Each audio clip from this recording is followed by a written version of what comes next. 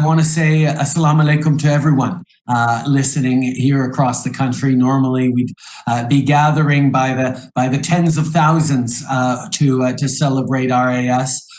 Instead, we are doing it virtually.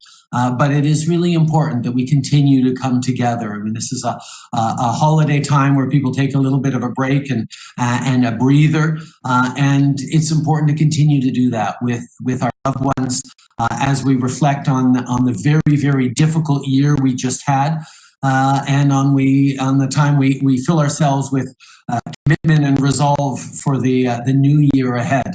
Many of us will be saying good riddance to 2020, which has been a year that we'll all want to forget, but that we won't be able to because there was so much loss and so much hardship and sacrifice throughout.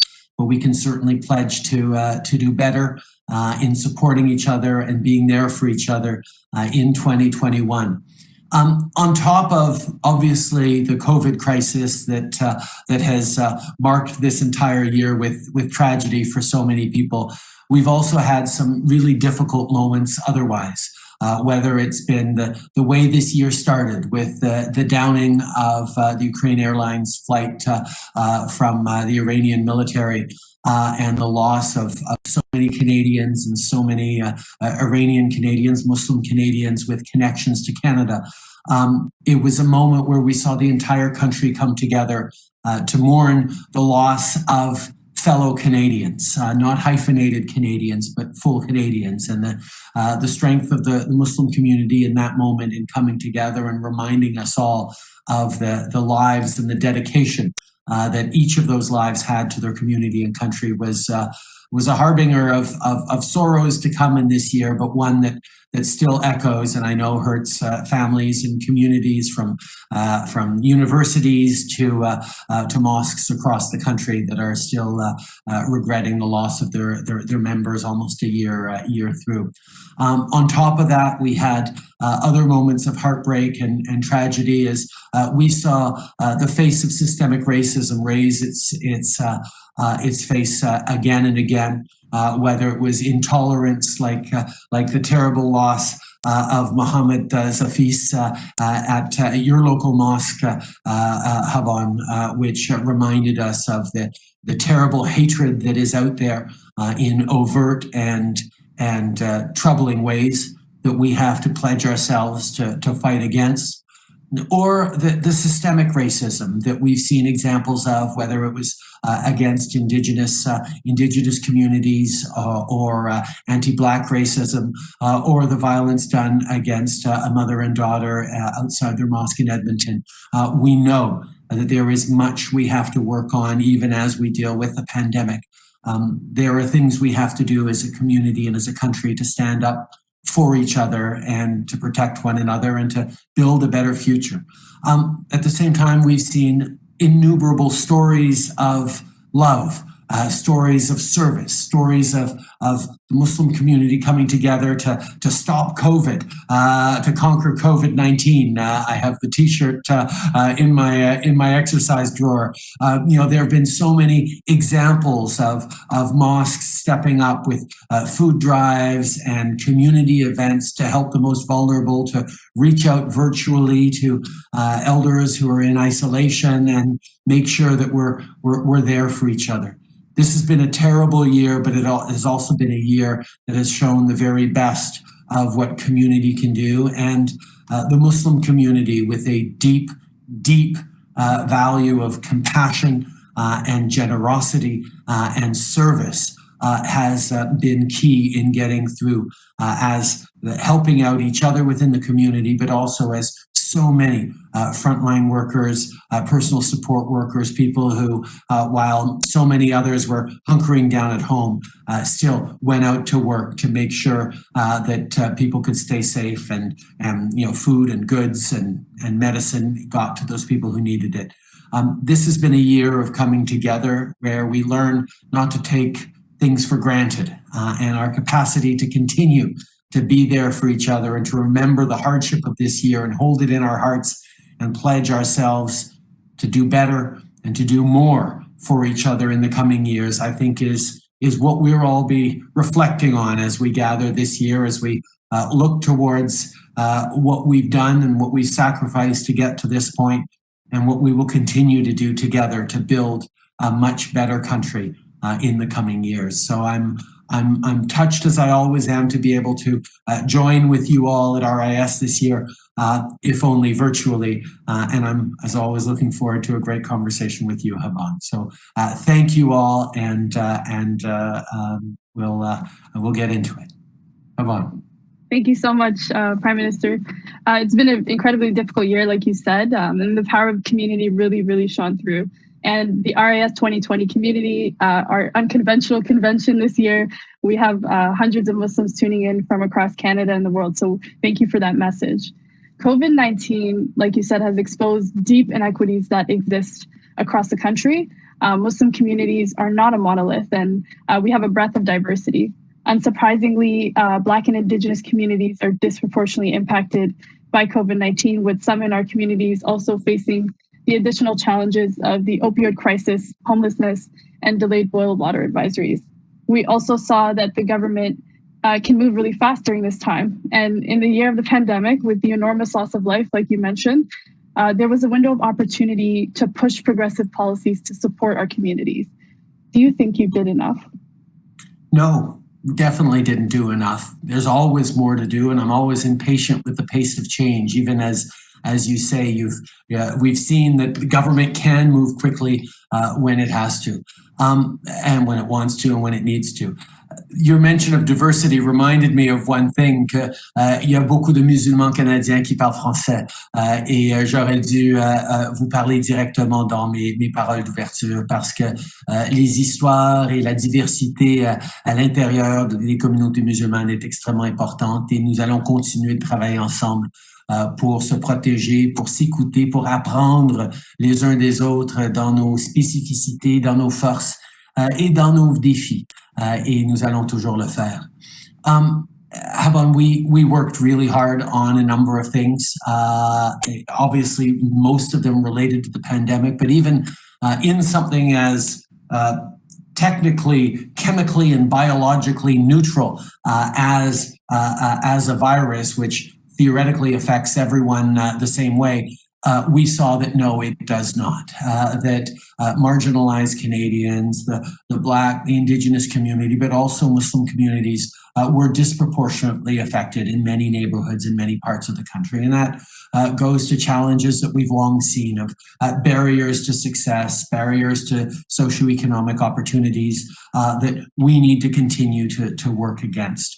The recognition of systemic racism, which this government has been talking about for many years, and that a lot of people have grappled with over the course of this year, is a big step in the right direction. We sat down with the Black community, for example, to say, okay, what was your number one priorities? And we moved on one of the things that was their number one priorities, which is specific and direct funding for Black entrepreneurship, because access to funding and economic opportunities was something that was really holding back and causing ripple effects in and throughout the community. So we're glad to do that.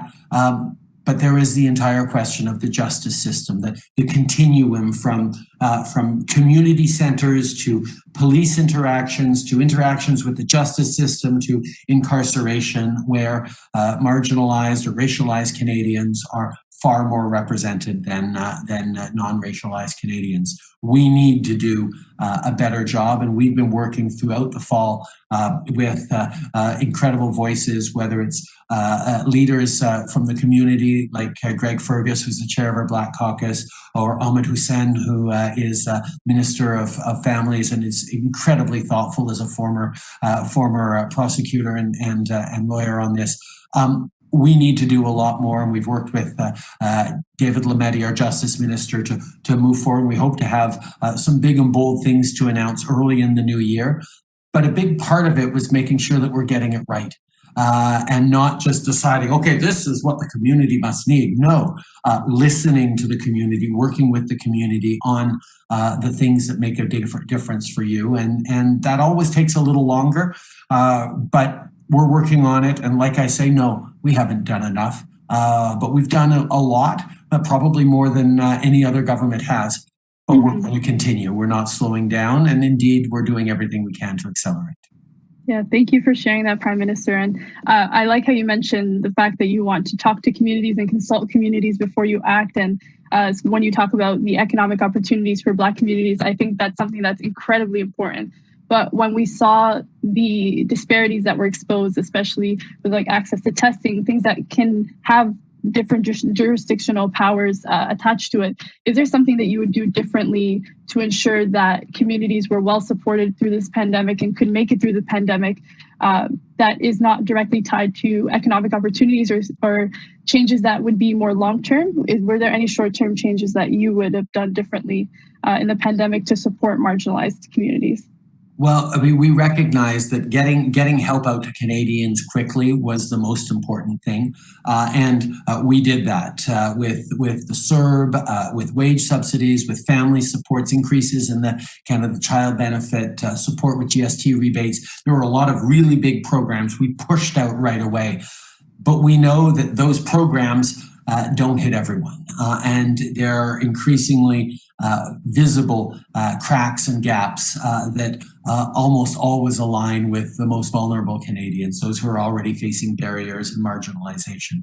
And that's why we stepped up with organizations, whether it was charitable organizations or food banks or shelters, to counter some of the real challenges. And we tried to do that through local organizations in a way that is culturally sensitive and appropriate. We know that the same messages don't work the same way in every community, and having leaders within that community help shape the way to help everyone within those communities was really, really important. So even as we were trying to work quickly, we were also listening as much as we possibly could to how to deliver the right kinds of supports on the ground that are going to make a big difference. And we're continuing to listen. We're continuing to learn the challenges that people are facing and how we can respond them. But as you say, the only way to do that is to keep those connections going and listen.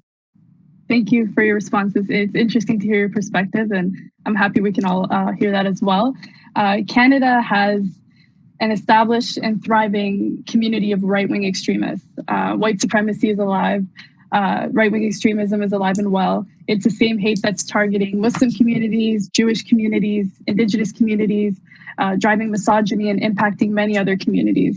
And the domestic threat of the far right has impacted the Canadian Muslim community in such horrific ways. In September, like you mentioned earlier, an elder from my mosque was murdered right outside of our mosque by a man who was linked to a variety of known racist and neo-Nazi inspired movements.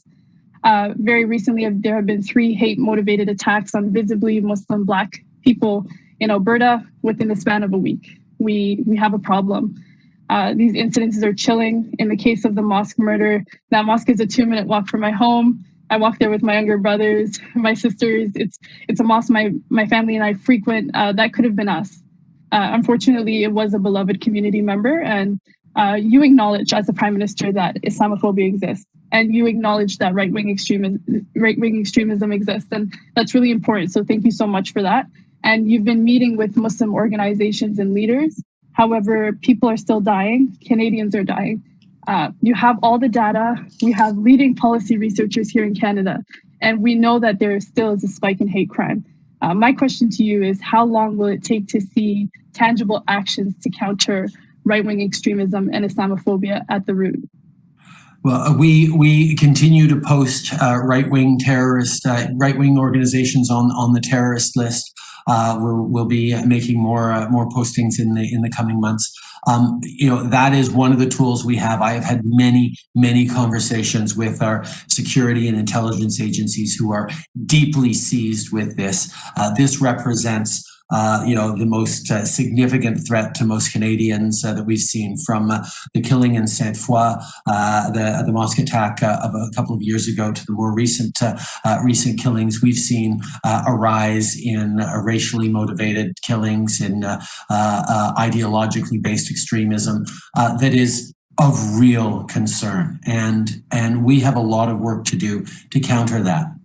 Obviously, one of the challenges, like so many things, is COVID is exacerbating that as people face greater stresses, whether it's economic or isolation or uncertainty. And as you see a rise in conspiracy theories about where this is coming from and how it's all government's trying to control, there's a lashing out in a very frightening way that has been visible on the internet for a while, but that is increasingly landing in concrete ways in physical life. That jump from the keyboard to the streets is happening more regularly and quicker than ever before. And that's why we need new tools. One of the things that we've been working on, our Minister of Heritage has been looking for better ways, following the Christchurch call to action based on that just horrific tragedy, making sure we're doing a much better job of holding internet platforms to account for criminal activities, whether it's hate speech or terrorist propaganda or exploitation and abuse or a range of things. We need to have better tools to control what begins online and spreads all too often to real life. At the same time, we've seen rises in violence, particularly violence against vulnerable minorities and gender-based violence. People lashing out early on in this pandemic against Asian Canadians because of the links to the origin of this pandemic. Real spikes in domestic violence. When you think of messages that you give people to stay home so it's safe, to someone who doesn't feel she can stay home because it isn't safe at home. These are the kinds of things we need to work on as a society, and getting to a place where there is better respect and understanding of the diversity that is our strength, and a zero tolerance for intolerance, for hate speech, for disparaging approaches or actions. These are things that we have to do a better job of, and I can assure you that our government is working closely, not just with communities, but with experts in Canada and around the world to move forward in meaningful ways on that. And I'm looking forward to following those actions, because this deeply concerning anti-Muslim rhetoric and the way it's manifesting in our communities is so harmful. And a lot of people don't feel safe. And that same sentiment is attached to anti-Trudeau rhetoric that right-wing extremists carry too. So I hope that's something that we can see movement on soon. I would like to ask a question on systemic racism. The everyday realities of racialized Canadians have come to light this year through the efforts of Black Lives Matter, the murder of George Floyd, Regis Korchinski-Paquette, Chantel Moore, Abdurrahman Abdi, to name a few. That list could go on probably for the entirety of this interview. Police brutality and systemic racism across the continent were at the top of a lot of our minds. Anti-Black and anti-Indigenous racism is largely ignored across the country, while Black and Indigenous communities face immense impacts that are far-reaching in health and well-being. Structural racism and colonial violence continue to occur across all facets of society, whether it's education, health, or justice. When you have leaders from other parties denying genocide, and an RCMP leader that denies and is confused about systemic racism, we really need to see more clear stances backed by action against anti-Black and anti-Indigenous racism. How do you assess your government's progress in challenging systemic racism? We've done much, but there's much more to do. Again, this is something that we have to be really committed to, and we are, but it's also something we need to bring Canadians along with. And I think one of the things that was telling for me when various videos, whether it was George Floyd or Canadian examples of abuse or mistreatment of Indigenous peoples or Black Canadians in police custody, those videos sparked shock and horror and outrage amongst a lot of people across this country. But in many cases, in racialized Canadians, they were responded to with sorrow, with hurt, but not with shock and not with surprise. And I think that was one of the things that caused a lot of people to understand, is that this isn't new to this year. This isn't new because suddenly it was captured on camera. This is the lived reality for far too many racialized Canadians, Muslim Canadians, Black Canadians, people living multiple intersectionalities that put you at risk. And the experience that I or friends of mine have had all their lives of the annoyance of being pulled over for speeding, for example, in previous lives, is very, very different than the reality of even someone like my friend Marcy Ian, who I'm so glad to welcome to Parliament as a strong Black woman. Her sharing of her story of here's a super successful public figure, CTV reporter who gets pulled over by the police and is scared. And worried about what could happen, which is so foreign for so many Canadians who are fortunate not to feel that. That inequity that people are finally waking up to because it's more than time, gives us an opportunity to act. Gives us a requirement to act, but also gives us the momentum to act. It has been a difficult conversation about systemic racism. And even though obviously I don't agree with anyone who still pushes back against systemic racism, worrying that we're painting too broad a brush and calling everyone racists, I understand their fear, but I do know that working through that fear and getting to a place of understanding of your own vulnerability, of your own weaknesses, of your own blind spots. I mean, to be really personal for a second, and you and I have talked about this before, Haban, I have considered myself to be an ally all my life, to be someone who is an anti-racist, who has stuck up for the little guy, who has defended the community. It's part of how I was raised by my dad. And I had a real, very public moment of personal reckoning when terrible photos of me in blackface came out from years before that demonstrated that we all have blind spots, and using that collectively as a society to say, yeah, you know what, we need to do better, is, I think, an opportunity that we have to step up with, that we have to recognize, and we have to bring people along, and not say that, oh no, you're a terrible person because you made a mistake, but you'd be a terrible person if you didn't see that mistake and want to work to fix it, both in your own actions and in the systems that you can affect with your behaviors. And I think that is the direction that we need to take as a society. And I think Canadians are there.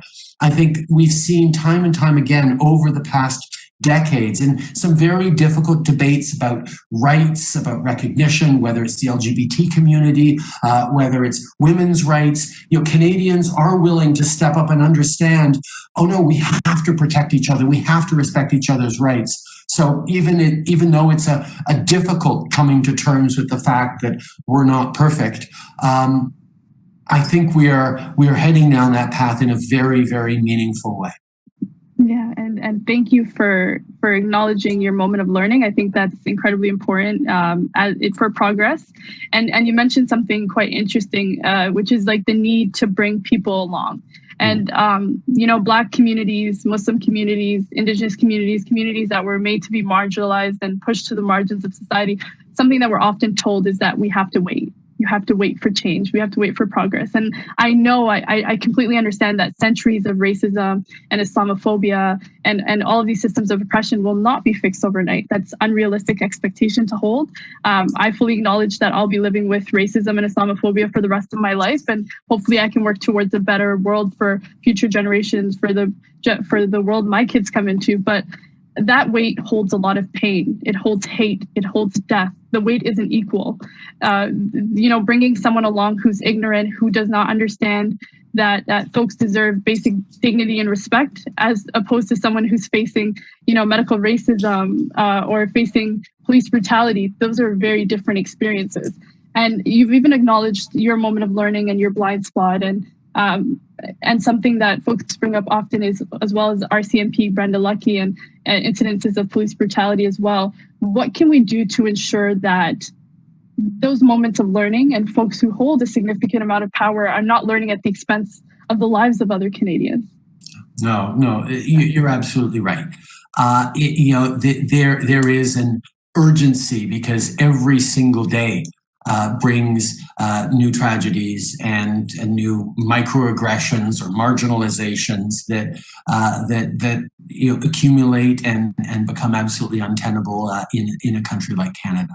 And it's one as a leader I've had to sort of struggle with as well, because it is at the core of our society. How fast and how hard can I push to what I know is right, and how can I do it in a way that brings Canadians along with me, knowing there are some who will never come along and it'll take generational change before we get there. But how can we set up that generational change in those communities? But how can we make sure we are communicating with everyone that anyone can be an ally? Anyone can be a partner in moving forward, and to do it as allies who speak up, so it's not always the Black community having to take on the burden of yet again explaining anti-Black racism and dealing with white fragility the way people have to so often.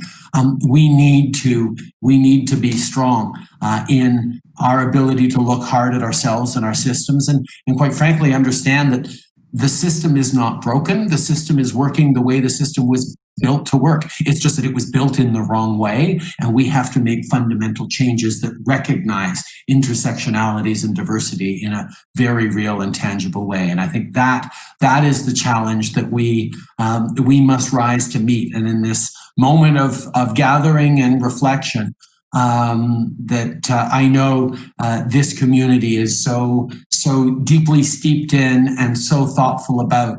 My pledge to you is that I will continue to be an ally in the fight against Islamophobia, in the fight against anti-Black racism, in the fight against marginalization, in the fight against violence towards women. We will continue to work together, and we will pledge that next year will not just be a better year than 2020, because obviously that's a very low bar to cross, but next year will be a much better year, because we will move forward in ways that have had us learn that we need to be better than 2019 as well, not just better than 2020. Yeah. And I agree, the bar is low for 2020, so thank you for that. On a final note, I do want to turn it over to you. The holidays are here. With the vaccine on the horizon, there's a lot of hope and happiness, but we still have a long way to go. What would you like to say? That Canadians have been extraordinary over the past many difficult months. The sacrifices that you have all made, the kids who've hung in there while their parents struggled or had to work from home, and while the kids were doing their homework on the kitchen table, missing birthdays, missing sleepovers with friends. Parents who were balancing a job they're having to do differently or not at all, with extra responsibilities around the kids, with terrible worry about your own parents, about our elders, about grandparents who are struggling and more vulnerable to COVID-19. Communities that have struggled even in good years are now facing even greater marginalization, whether it's people living homelessness or addiction and mental health issues. We have been there for each other as Canadians, and I think the cohesion of our society, even amidst and amongst, and perhaps in some cases because of our diversity, is something that we can all be proud of. We've made it through a tough year, but if there's something that all Canadians know how to do, it's make it through a difficult winter.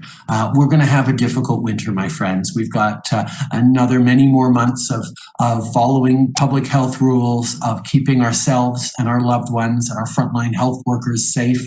We know what to do. Lots of washing your hands, wearing a mask, keeping your distances, avoiding gatherings, downloading and using the COVID Alert app, which protects your privacy, but is a tool to help make sure that we're controlling and sharing any spread of COVID-19 information. This is really important. There's so much we can do. We just have to hang in there. And if we hang in there with vaccines coming, we know there's an end in sight. We know the spring is going to be better, and summer could be much, much better. But in order to get there with as little loss as possible, with as many of our elders and grandparents with us to enjoy the sunshine of the summer once the snows go, we have to keep doing what we know is right.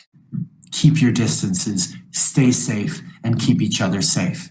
And on that note, have a blessed holidays and mostly a very, very happy new year.